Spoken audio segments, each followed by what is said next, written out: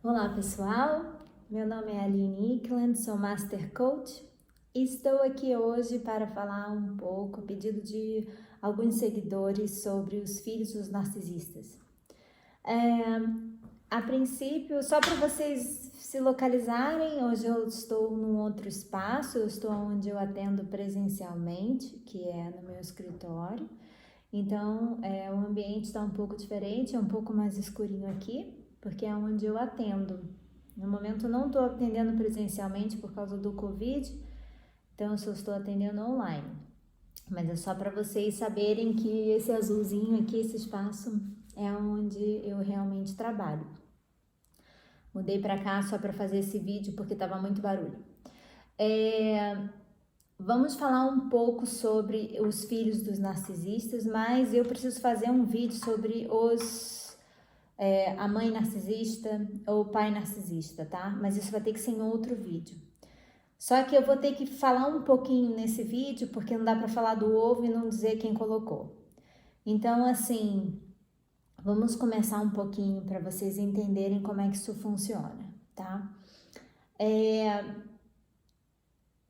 Para explicar, essa mãe narcisista, o filho narcisista, ele não surge narcisista, ele não pega a doença narcisismo, ele não é geneticamente, ele não geneticamente virou narcisista.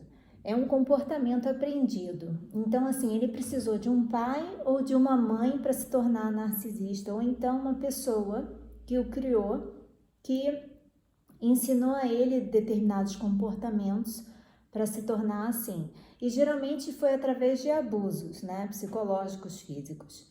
Então, assim, esse pai ou essa mãe eram narcisistas, tá? Ou quem os criou.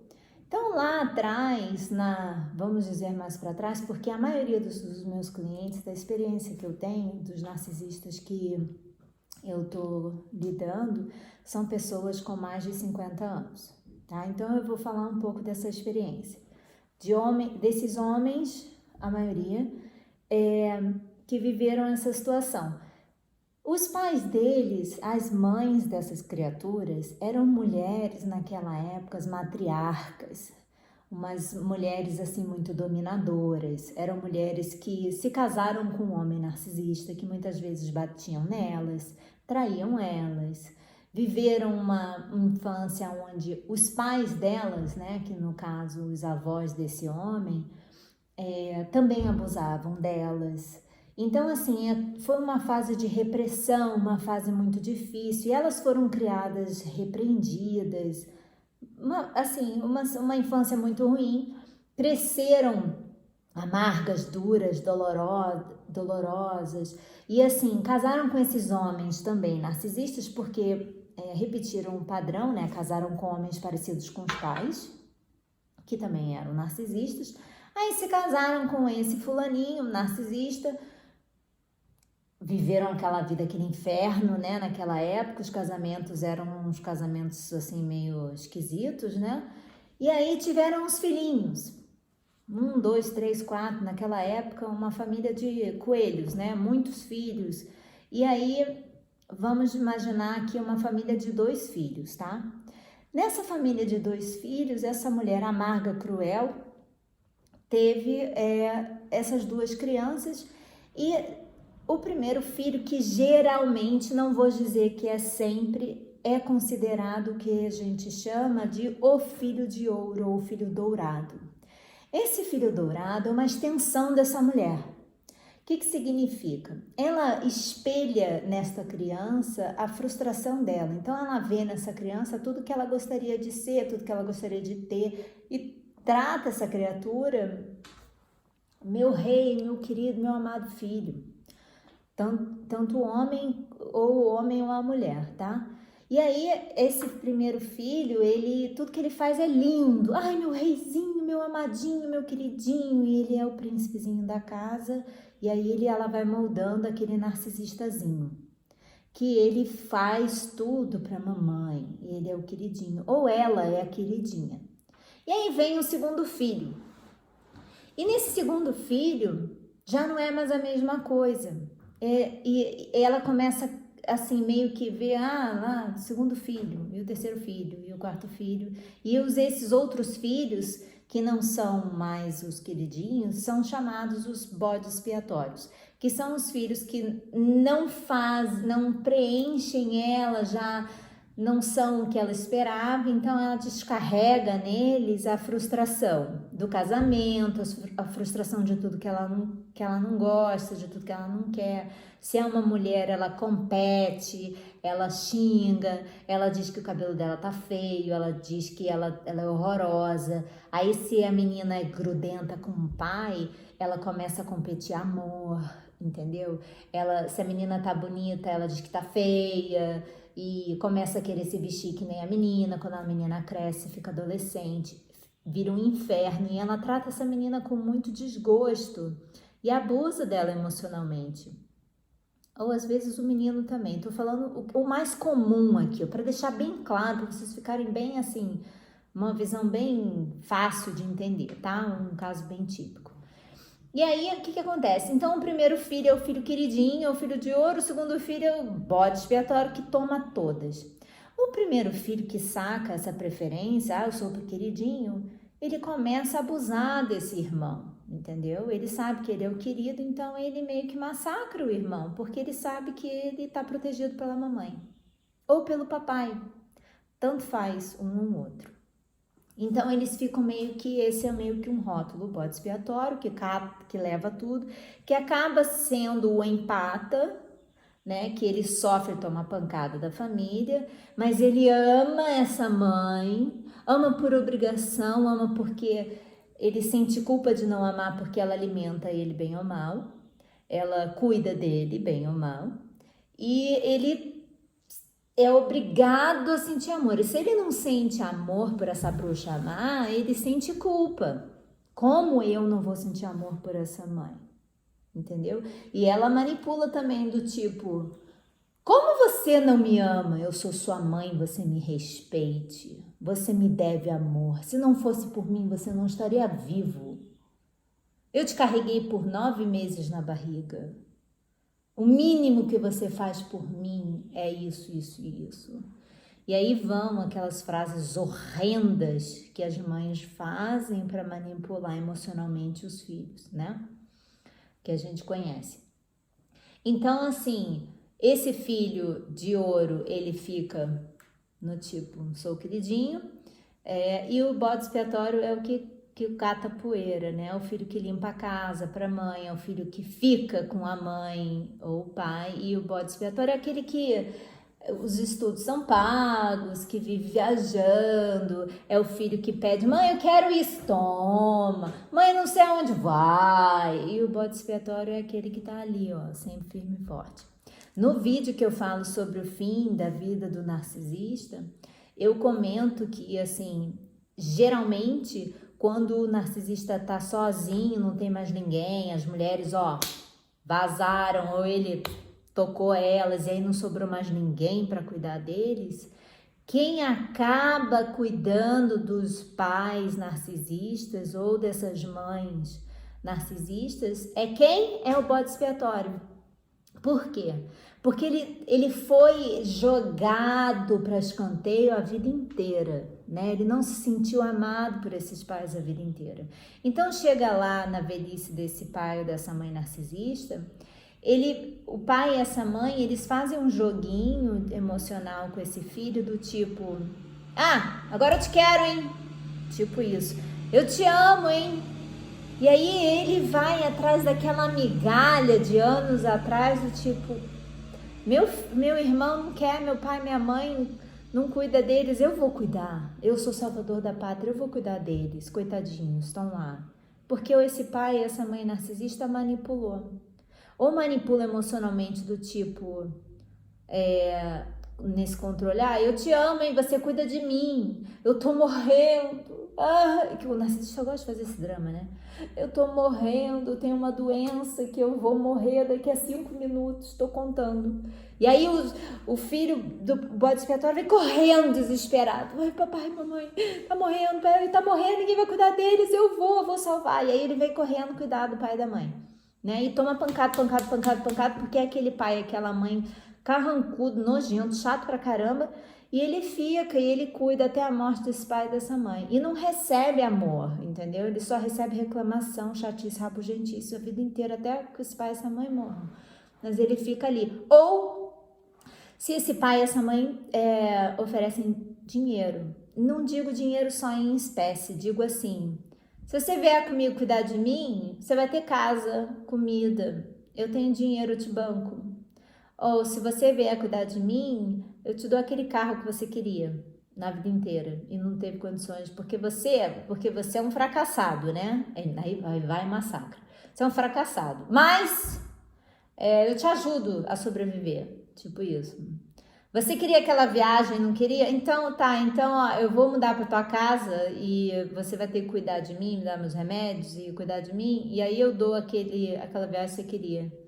E aí fica usando desse filho bode expiatório, que ele tenha um complexo horrível de abandono, para ter alguém que cuide dele, para ele não ficar sozinho, porque ele sente realmente, ele no final da vida, ele se sente muito sozinho, ele se sente abandonado, ele realmente percebe tudo que ele fez, ele tem consciência de tudo que ele fez, né, que ele realmente não presta, que ele usou todo mundo, e aí ele sabe que a única criatura nesse mundo que ficaria com ele, cuidaria dele, é o filho, o bode expiatório, né?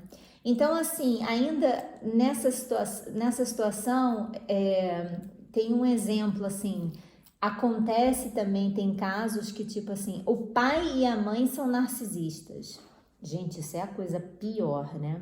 Pai e mãe narcisista, e acontecia muito na época lá atrás, que um casava com o outro, aí aquela relação de briga dentro de casa o tempo inteiro, porque quando são dois narcisistas em casa, eles não se bicam. Tem gente aí que fala assim: ai, isso, você tá errada, Aline, eles se respeitam. Eles não se respeitam, eles não se suportam, é diferente.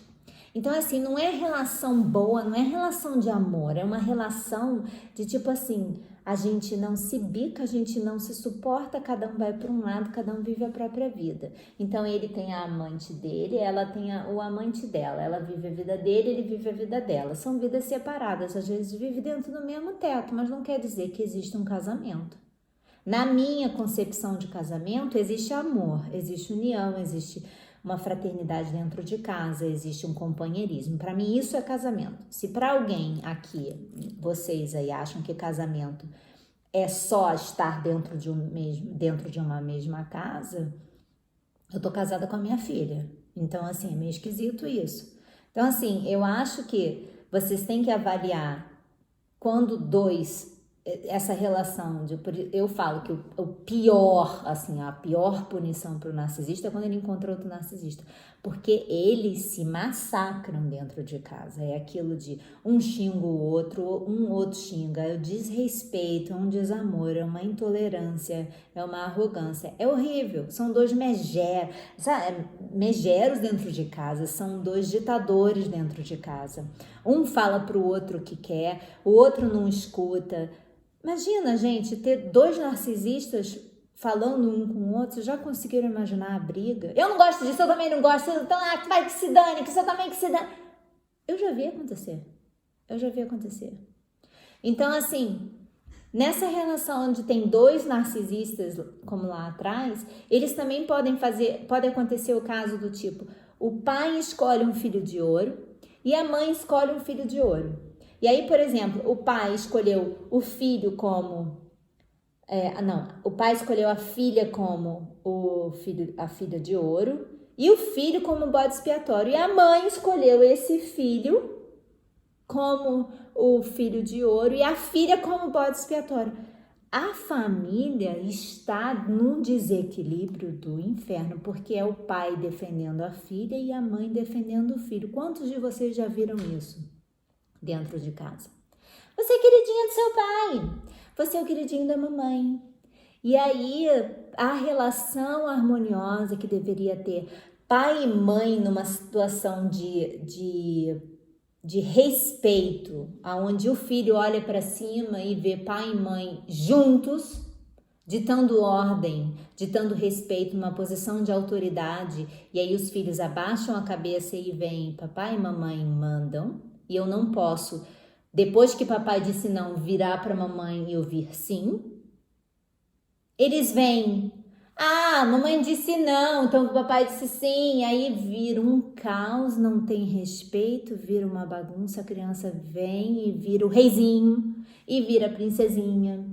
E aí perde de respeito, e aí a filha compete com a mãe, o filho compete com o pai, e eles crescem, e aí começam as desavenças na família, as brigas, e lá na fase adulta, quando o filho cresce, ele começa a umas rixas entre pai e filho, horrendas, horrorosas, brigam, deixam de se falar por anos e meses, as filhas começam numa disputa de poder entre o pai. Meu pai me ama mais do que ama você, mãe. Olha que coisa de Édipo, né? Uma coisa de maluco.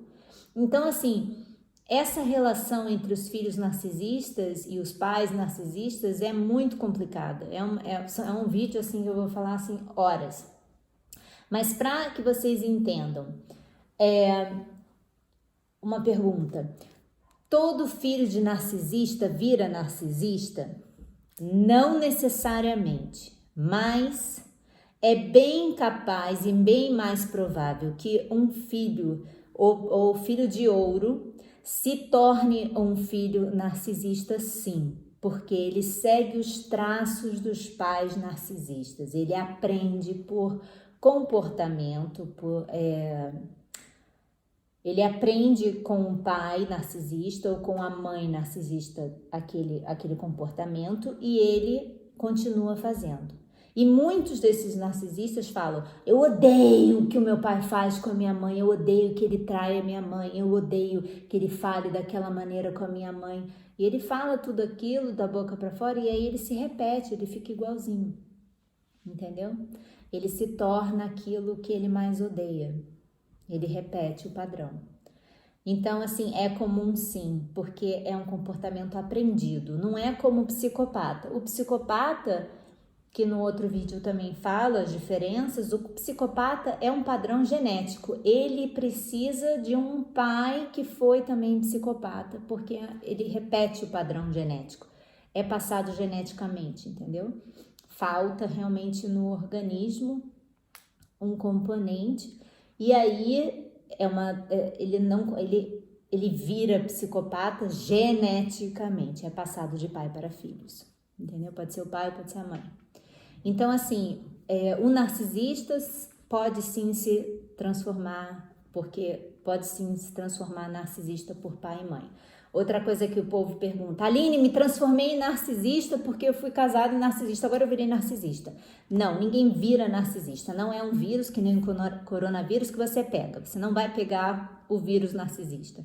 Você se torna amargo depois de um relacionamento com o narcisista. Por quê? Porque ele aperta todos os seus botões do abuso de lá atrás. Por exemplo, você foi abusado na infância, por isso que você aceita o abuso narcisista. E aí, quando o narcisista vem, começa a te cutucar e te ferir e te fazer lembrar inconscientemente tudo que você já viveu, você desperta em você a tua raiva, você inconscientemente lembra do que fizeram com você lá atrás, e aí você começa a ficar uma pessoa amarga por causa da dor, porque aquela dor volta porque foi cutucada. É aquela coisa de cutucar a ferida. Então, o narcisista cutuca as tuas feridas inconscientes que você não lembra, e aí você começa a sentir, e aí você revida. E aí você se torna aquela bruxa, não é que você se torne narcisista, você só está reagindo a uma dor que está sendo relembrada. Então, ninguém se torna narcisista. Outra coisa que me perguntaram por que a gente acaba casando com um narcisista? Por que a gente atrai um narcisista? De novo, exatamente por isso. Porque a gente está alimentando um padrão, a gente está acostumada. Foi criada por narcisista, o filho do narcisista, tá? Ele foi criado por um narcisista, pelo pai narcisista, está acostumado àquele padrão de abuso, pai, né? A figura do pai. Automaticamente você tá acostumado a ver, aquela coisa que você procura no parceiro ou que você teve em casa. Então, se você não trabalha isso dentro de você através da terapia, da análise, psicanálise e coaching, etc., você inconscientemente acha que aquilo é normal, acha que é normal ter um parceiro que abusa, que trai, que distrata. Você já não sabe, é a coisa das crenças. Você tem uma crença dentro de você que você já nem sabe, que é normal porque foi visto.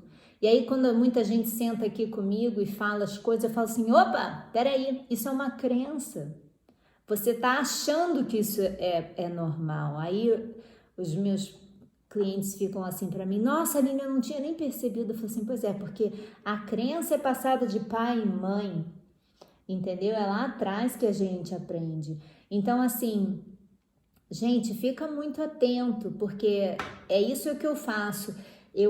Eu ensino as pessoas a quebrarem essas crenças, a ensinar o seu cérebro a ver o que é que você aprendeu, que você está repetindo.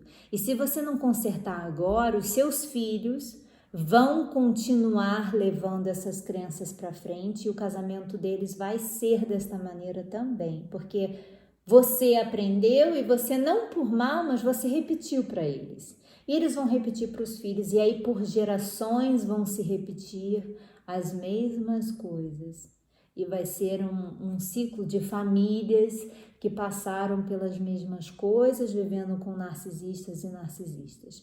Óbvio que narcisistas de antigamente, o vovô lá atrás, não é o mesmo do menino que está com 5 anos hoje fazendo birra no shopping, girando no chão, fazendo escândalo. Eu quero, porque eu quero, porque eu quero. Não é o mesmo narcisista. Mas são narcisistas de gerações diferentes que vão exigir coisas diferentes que as mães estão criando. Estão deixando fazer o que querem, estão dando nenhum limites, porque meu marido separou mesmo, eu tô sozinha, eu tô abandonada, eu tô sofrendo, ele foi embora, eu só tenho esse filho mesmo, eu vou dar tudo que ele quer, ai, coitado de mim, deixa ele, e não dá limite, cria um monstro que vai gerar outros monstros, tu vai casar com uma mulher, vai abusar dessa mulher, e aí você não tem responsabilidade nenhuma, porque você, afinal de contas, você estava sofrendo, né? Gente, nós somos responsáveis pelos filhos. Se você criar um narcisista, você simplesmente tem tanta culpa quanto o seu abusador teve. Porque você deixou o seu filho crescer sem limites e abusar de uma mulher, assim como você foi abusada. E tudo bem? Essa é a reflexão que eu quero deixar aqui hoje. Se você tem filhos, você tem que ser responsável pela criação desses filhos. E muitas de vocês têm. Muitas de vocês foram deixadas com filhos de narcisistas. A obrigação de vocês é agora segurar a rédea. É estudar, sim. É saber o que fazer agora. É se tratar. Para que essa mágoa de vocês, esse rancor, essa dor que eu sei que o narcisista deixou aí dentro de vocês, não seja passada para essa criança, para esse adolescente que está se formando. Para que eles, no futuro, não façam novas vítimas. Porque eu sei que vocês estão doloridas e sofrendo e têm todo o direito de sofrer. Mas essas novas crianças e adolescentes podem vir a fazer novas vítimas pela falta do pai que não deu amor, porque você permaneceu nessa relação doente, porque você não conseguia sair, e eles são frutos dessa relação de narcisistas que podem sim virar a ser os novos narcisistas. Até os 15 anos se formam os narcisistas. Se você tem um filho mais novo do que isso, gente, é um pedido. Cuidem de vocês, leiam.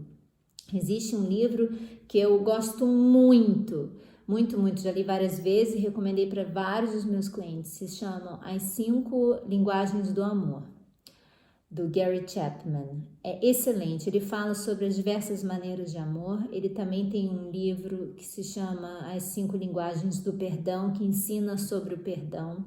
Eu tenho vários livros que eu recomendo na minha página, no meu site, vários. Lá na minha página eu tenho milhares de livros que eu recomendo. Eu vou deixar aí na página desse vídeo o endereço do site do meu site. Lá no meu site eu tenho várias recomendações de livros sobre como educar os filhos, como preparar os filhos, os livros que vocês podem ler para várias situações. Gente, leiam. Eu sei que no Brasil a gente não tem o hábito da leitura, porque o livro é muito caro, mas tem leitura em PDF, tem leitura no YouTube de graça.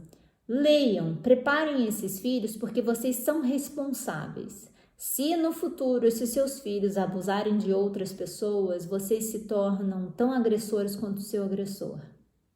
A omissão também é crime. Então, assim, pensem sobre isso e fiquem com Deus, fiquem bem. Espero que possa ter ajudado esse vídeo aí. E, por favor, se vocês estiverem precisando de qualquer coisa, escrevam aí no comentário, curtem a página, quem achou interessante o vídeo, e se inscrevam para vocês receberem as próximas publicações que eu fizer. Um beijo para todos.